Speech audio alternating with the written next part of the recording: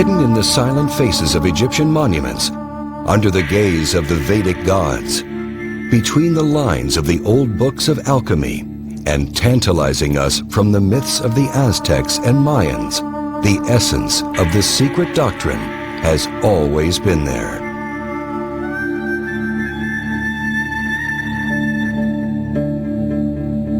Throughout the history of humanity, only the elect few were initiated into the mysteries of this great universal truth. And those few guided the rest of humanity and gave them the outward symbols of that truth as guidance. For the great arcanum, the secret of secrets, was fiercely protected and offered only to those who had proven their moral purity and trustworthiness. But as humanity degenerated into barbarism and cruelty, the divine knowledge went underground to survive in isolated pockets around the world. For many centuries, the great arcanum has been beckoning to humanity from behind the stories and myths that veil it. The knowledge it delivers is universal and applies to all true religions and mystical traditions. Whether it is the serpent of Adam and Eve from the Judeo-Christian tradition, the winged serpent of Quetzalcoatl from the Aztec tradition, the serpents climbing the caduceus of the Greek god Hermes, or the serpents of the Hindu or Buddhist traditions, all these symbols contain the same teaching.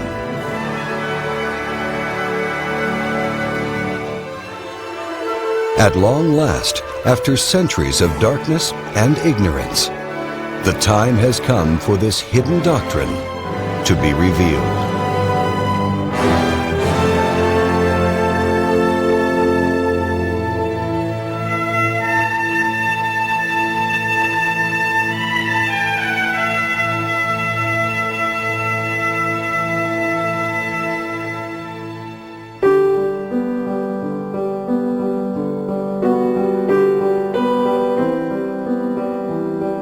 All religions are precious jewels on the golden string of divinity.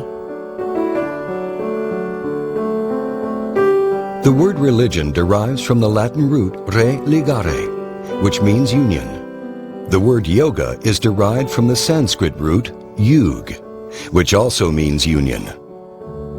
At their base, the different traditions of East and West describe the same goal: union with divinity. Religious traditions provide the map that one must follow in order to reach unification with the divine. Every religion seeks to express the same core knowledge. But one needs the right tools in order to read the map. With the right tools and their proper use, an aspirant of any religion or tradition may enter into direct experiential knowledge of the divine. It can be seen then that there is truly one science, one path, but appearing with different names and faces. For narrow is the gate and straitened the way that leads to life, and they are few who find it. In Greek, the narrow path is called gnosis, which means knowledge. In Hebrew, the same narrow path is called da'at, which also means knowledge.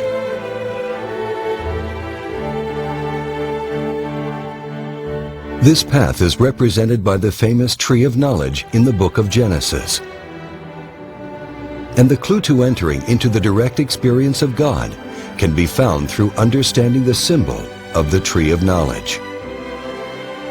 Genesis, the Judeo-Christian teaching of creation, was written as a means to pass down the knowledge of the great arcanum to those with the eyes to see and the ears to hear. Its inception was influenced by both Eastern and Western traditions in order to provide humanity a key contained in the foundation of all the great religions of the world.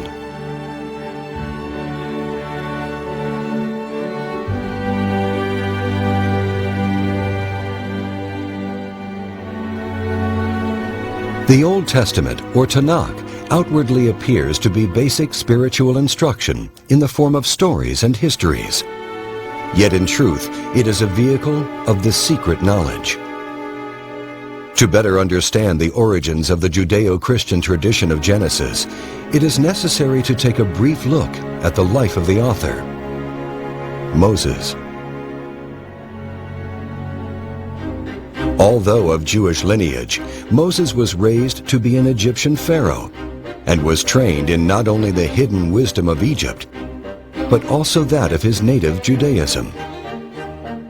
The civilization of ancient Egypt is among the longest lasting in the history of humanity and an accepted custodian of immense knowledge in the ancient world. Judaism was directly influenced by two of the oldest civilizations on record, those of Sumeria and Babylonia, civilizations famous for their mystery schools. Schooled in the hidden teachings of these ancient traditions, Moses wrote the first 5 books of the Bible in Hebrew and in code, as was the tradition.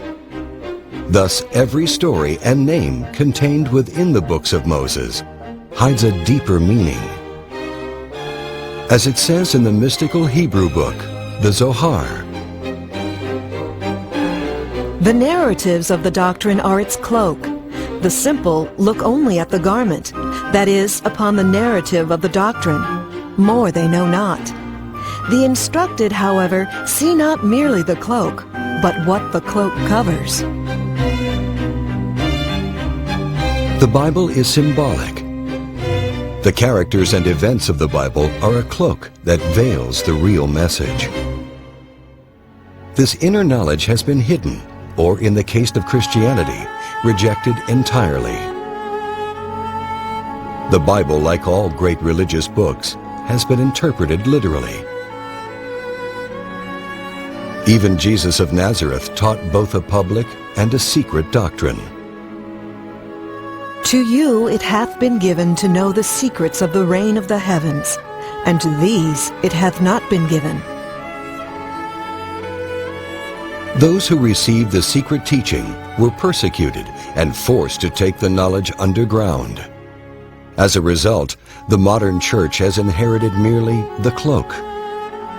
In addition, the Bible has undergone repeated editing by those without any knowledge of its secrets.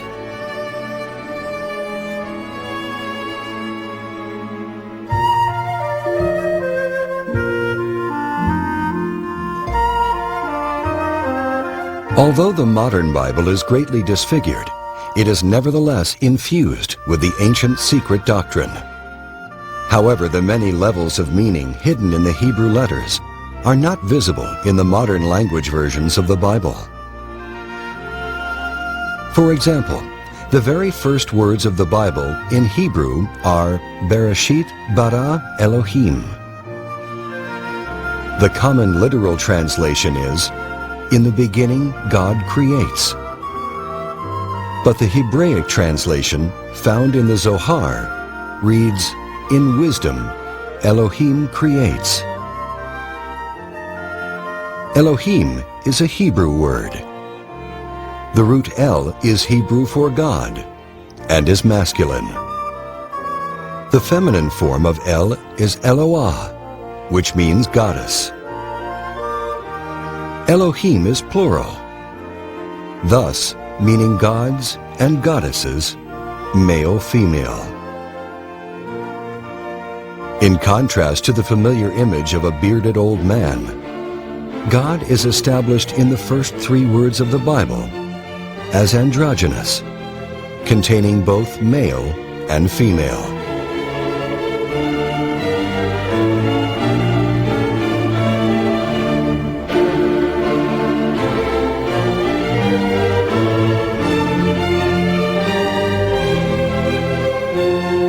The word Elohim has many meanings. In one sense, it refers to angels, the governors of creation. These divine beings are male-female, in the image of their Creator.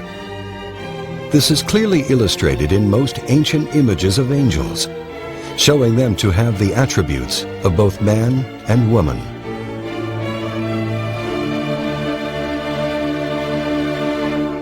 In the Bible, the angel who oversaw the creation of humanity is called Jehovah Elohim. Jehovah Elohim formed man from the dust of the earth. He blew into his nostrils the breath of life, and man became a living being. Jehovah is another important name of God, not to be confused with Javeh. The name Jehovah, or Jehovah, is comprised of 4 Hebrew letters: Yod, He, Vav, He. Yod or Yah can be translated as male or phallus, Adam. Heva or Heve is female, mother or uterus, Eve. Even the name Jehovah contains both masculine and feminine forces. God created man in his own image. In the image of Elohim created he them. Male and female created he them. The Elohim, the angel Jehovah, formed man in his image, androgynous. And so, as recorded in the esoteric heart of all great religions, humanity, symbolized by Adam, was once androgynous, containing both male and female.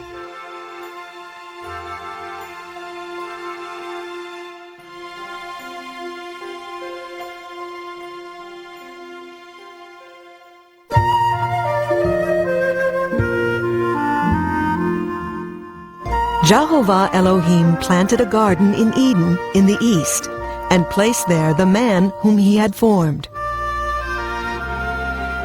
Eden is a paradise of perfection. Eden is symbolic of the innocence and happiness that was once the natural state of humanity.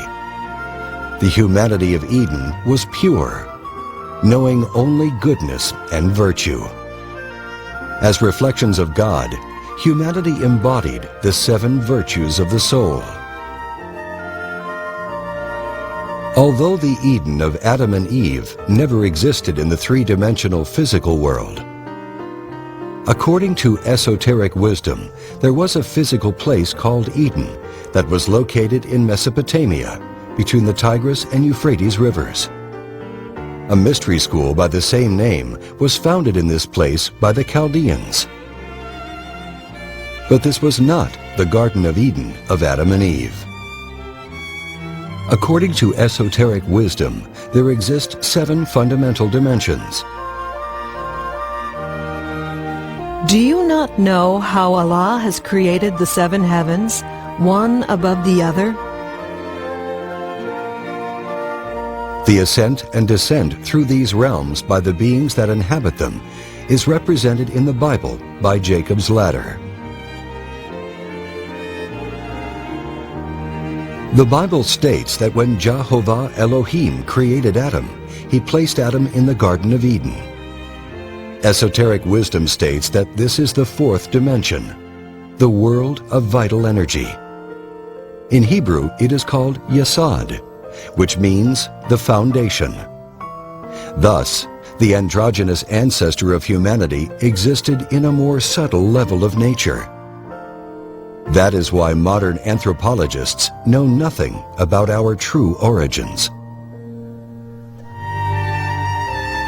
Though happy in its innocence, humanity, as symbolized by Adam, needed to grow spiritually.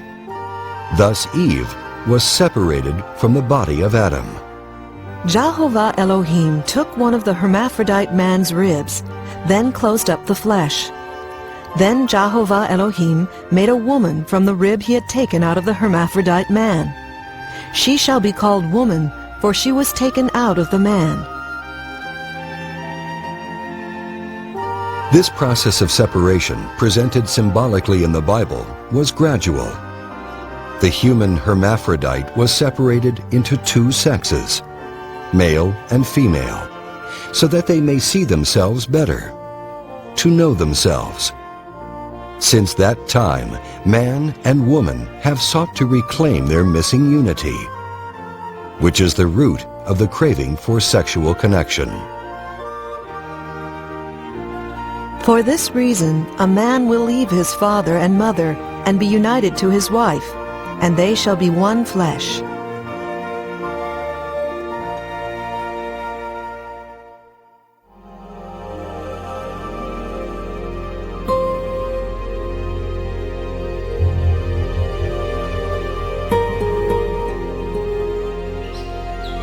And out of the ground made Jehovah Elohim to grow every tree that is pleasant to the sight and good for food, with the tree of life in the midst of the garden, and the tree of knowledge of good and evil.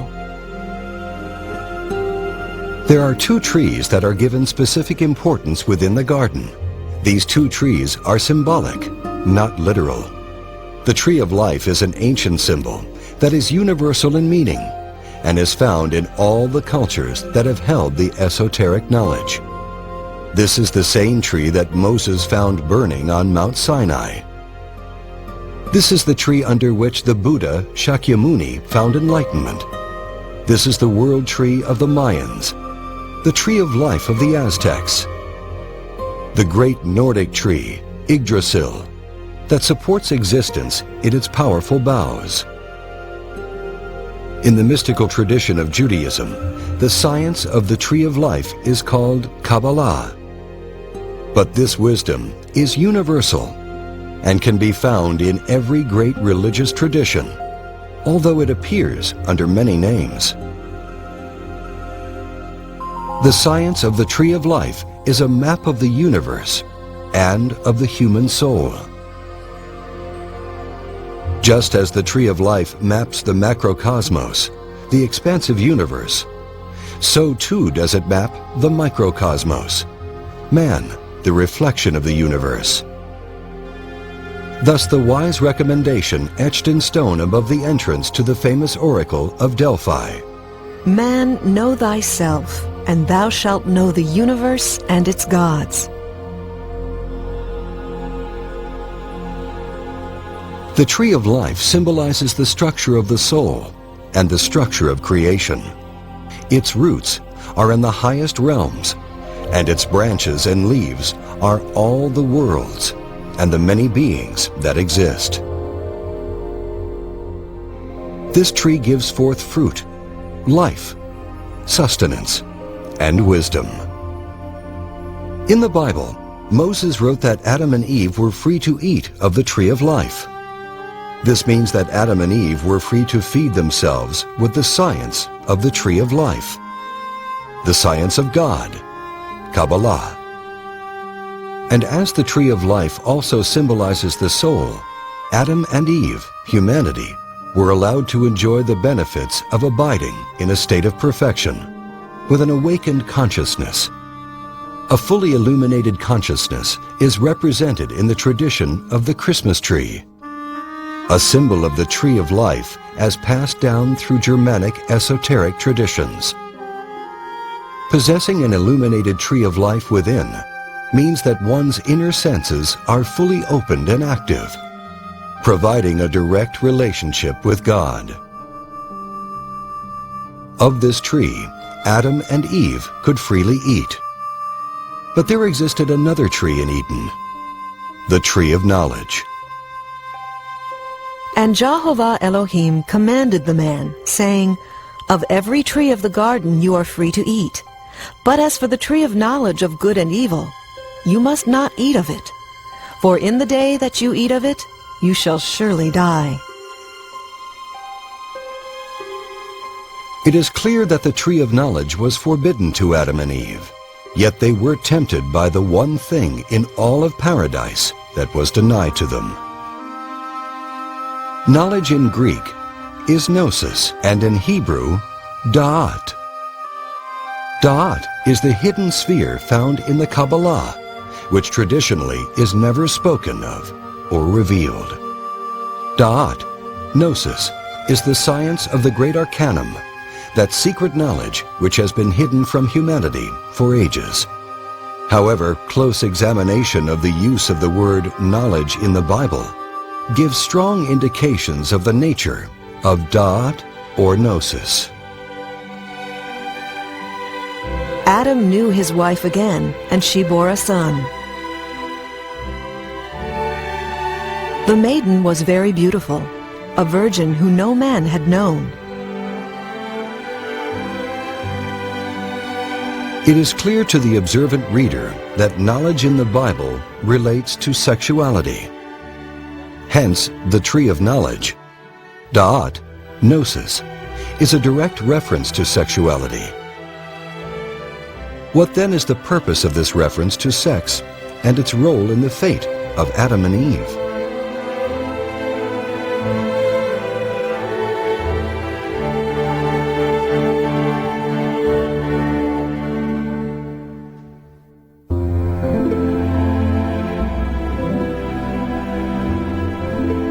When humanity was physically separated into two sexes, man and woman still carried within them the reflection of their Creator. Thus, within every male, there still exists a female aspect, and within every woman exists a male aspect. By this level of meaning, Adam and Eve symbolize the subtle energetic physiology of the individual. Adam and Eve as polarized energy are represented in the ancient symbol of the caduceus. Popularly associated to the Greek god Hermes, the symbol of the caduceus is actually visible in the records of countless ancient cultures from around the world.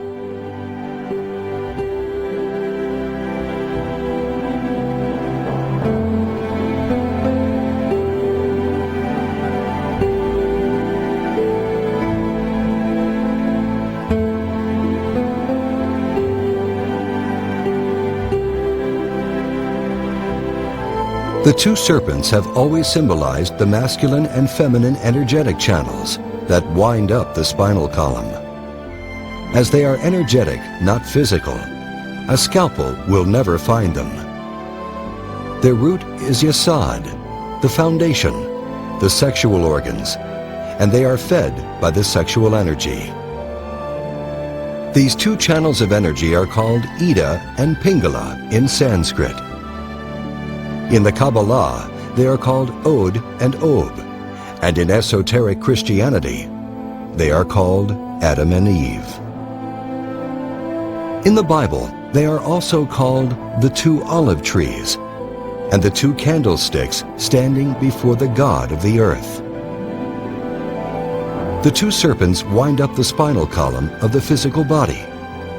The spine is most often symbolized by a staff or a rod. The spine is the staff of the master and the central column of the human temple. The column stands upon the foundation stone, yesod, the sexual energy. The spine has 33 vertebrae, symbolized by the 33 years of the life of Jesus of Nazareth and by the 33 degrees of the Masons. On either side of this rod, the spinal column, are two serpents. Pingala is the masculine aspect, Adam. Ida is the feminine aspect, Eve. It is the energy of Eve in our psyche that pushes for procreation. When Eve is tempted to eat the fruit of the tree of knowledge, this is a symbol of humanity desiring the fruit of sexuality. Children. Until this time, humanity was not allowed to have children on their own. They were not allowed to eat that fruit. And the serpent said to the woman, "You are not going to die, but the Elohim know that as soon as you eat of it, your eyes will be opened, and you will be like divine beings who know good and bad." Tempted by the serpent, human beings chose to procreate of their own will. In their innocence, however, they did not realize that the laws they were given were for their own good. Learning to procreate without the guidance of the Elohim led to the discovery of the orgasm.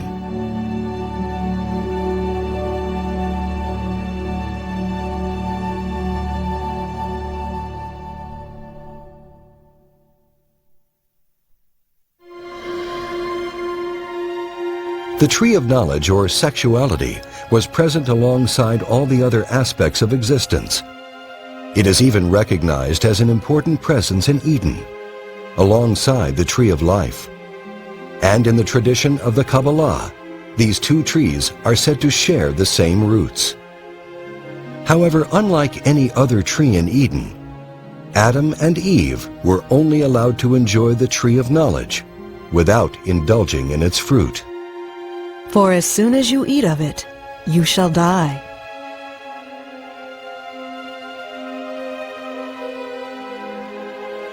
While in Eden, Adam and Eve only knew divinity and innocence, and thus inherently respected the laws of creation. In their innocence, they were ignorant of the consequences of indulging in the fruit of sexuality. Tremendous energy is harnessed in the sexual act between a man and a woman. It is in this coitus that humanity has the God-given capacity to create. Man is the active force, the reflection of God the Father. Woman as the receptive force, the reflection of God the Mother, and sex as the force that brings them together. These are the three forces that give rise to all of creation, and this is the foundation of the universal symbol of the Trinity.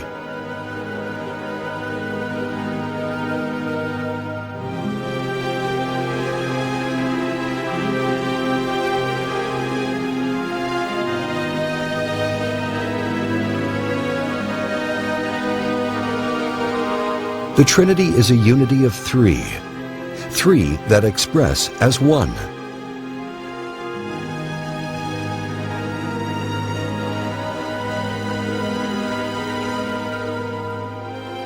But in order to create, this one divides itself in two, male and female.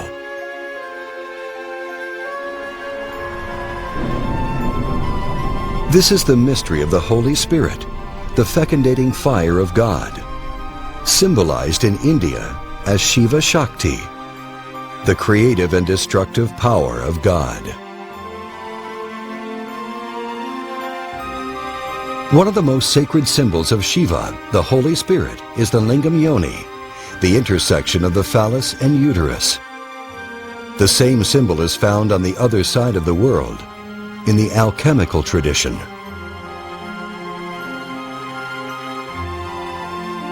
The force that powers all creation, on all levels of existence, is sexual energy. Sexual energy is symbolized by fire, by water,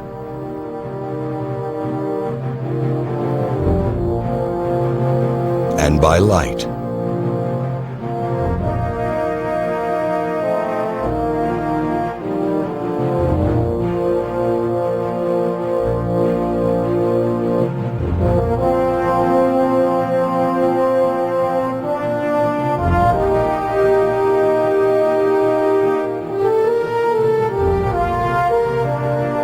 In the tradition of alchemy, the sexual energy is symbolized by Mercury. When we strike upon the foundation stone, the rock, we find the waters of life.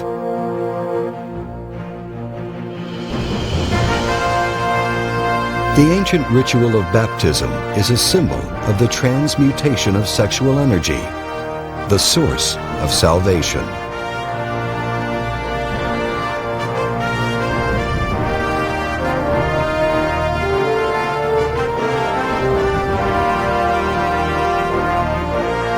All of life is born of the sexual waters. The power of creation, harnessing the force of that electric energy, implies a great responsibility. At the time of Adam and Eve, sex was only practiced in the temples under the guidance of the Elohim. Gabriel and his legions of angels were guiding humanity in this holy ritual, as indicated by his recurrence in the Bible announcing the arrival of children. Gabriel is the regent of the moon, and directly influences all forms of conception. At certain times of the year, the husband and wife would travel long distances in order to be instructed in the sexual mysteries. This is the long forgotten root of the modern practice of the honeymoon.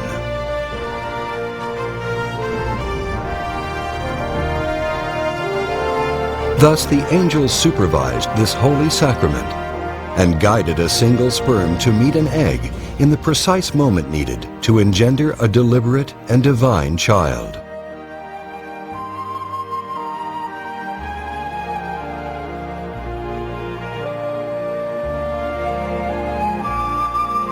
The wasteful expulsion of energy and semen through the orgasm was not and is not required to create a child.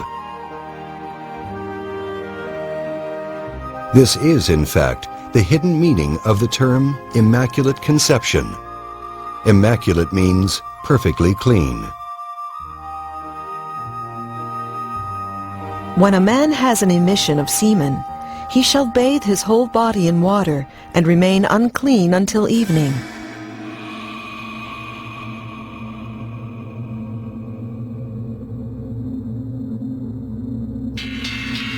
To indulge in the fruit of sexuality means to spill the sexual energy, to orgasm, to taste the divine energy that illuminates the soul, in order to feel physical sensation. Thus, the energy used to maintain the physical and spiritual vitality of the individual is expelled through the orgasm. Adam and Eve, as a symbol of men and women of the ancient past, ate of the forbidden fruit of the tree of knowledge, or the secret knowledge of sexuality. They abused the sexual energy in their own bodies by having the orgasm, and therefore they broke the most fundamental rule they had been given.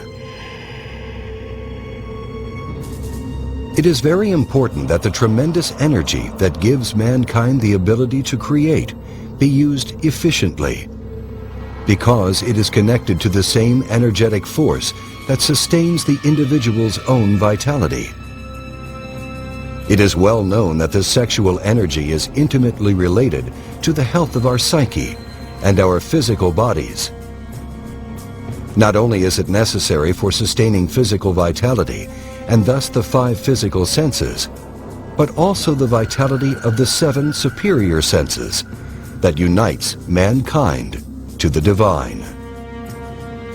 Without the sexual energy, the soul atrophies, breaking our connection with God. When we expel the sexual energy, we expel the energy that fuels our inner senses. This is why those who fornicate, who expel the sexual energy through the orgasm, cannot perceive God directly. The orgasm is symbolized in the poisoned apple given to Snow White. While sweet to the taste of the physical senses, it is poison to the soul. Eating it results in unconsciousness and an eternity of sleep.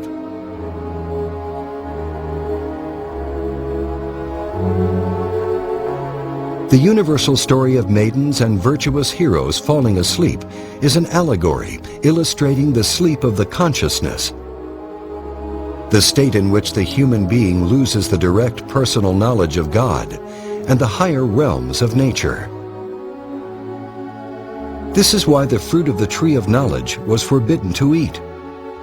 Before the abuse of the tree of knowledge, sex was treated with the utmost respect, and the orgasm was unknown to mankind and unnecessary. Husband joined wife in the sexual act according to the laws given to them by Jehovah Elohim. They enjoyed the tree of knowledge, sexuality, but did not eat of its fruit.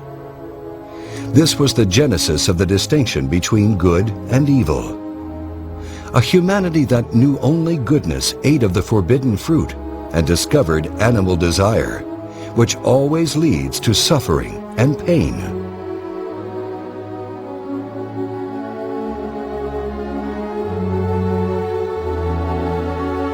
This is the Pandora's box or vase of Greek mythology, which when opened, releases the agents of evil into the world. Fear, pride, shame. And the eyes of them both were opened, and they knew that they were naked.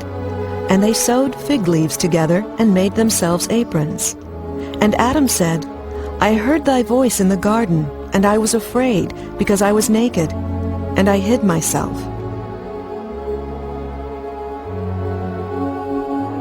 Through the discovery of the orgasm, Adam learned to be afraid, to be ashamed. As promised by the tempting serpent, humanity gained new knowledge, the knowledge of suffering.